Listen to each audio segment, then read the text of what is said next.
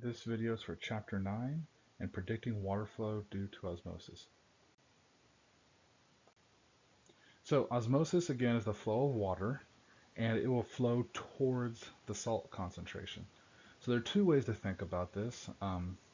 If you have like a beaker separated by a semi-permeable membrane that allows the water to flow but not the salt molecules or sugar molecules or whatever you put in there, you can actually see the water levels change as the water flows.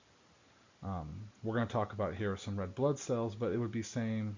The true would be same if you had two compartments. So basically, if you had a red blood cell and you put it in different solutions, again, this is kind of like the hypo and hypertonic.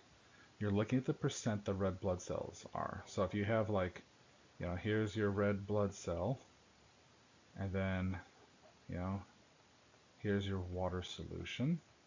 You're just looking about whether anything would flow into or out of, or be the same with the red blood cell. So you have 5% glucose solution. Well, that is isotonic, so nothing will happen.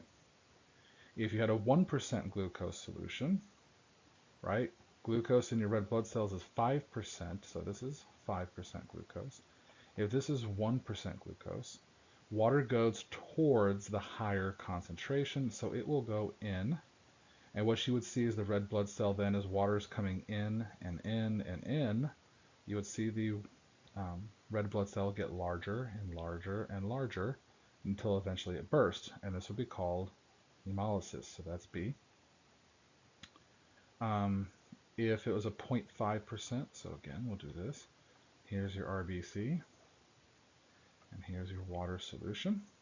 So the red blood cell, if it's sodium chloride, is 0.9%. If you put it in 0.5%, again, the water flows in. It flows towards the higher concentration. So your red blood cell will get larger and larger, and we call that hemolysis. And then finally a 2% sodium chloride solution. So if we go back, let me clear that. You have your RBC. And if it's sodium chloride, we're talking about the last one, 0.9% inside here. If you put 2% here, it's going to flow out of the red blood cell, which will leave the red blood cell to crenate. Now, this would all be the same if you did the beaker. So if you did, clear that off a little bit bigger. If this was a beaker, and you literally had, like say, started off with water at the same level, if you put a 5% solution here of salt and a 2% solution here, then what you'd see is the water would rush over here, and you'd see this water level go up and that water level go down. So the water does physically move.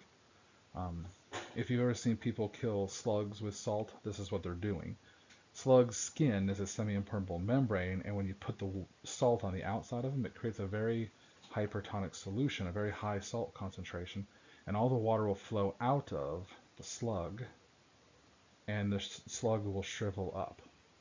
So basically the water level on the outside of the slug gets very high, and the water level on the inside gets very low. So, and this happens too with humans as well. If you swim in the ocean all day long, the water starts leaving your body because of the high salt concentration. So that's how you tell where water goes. Just remember, where is the higher concentration, and water will flow into it. It will increase the amount of water into whatever side has the higher salt.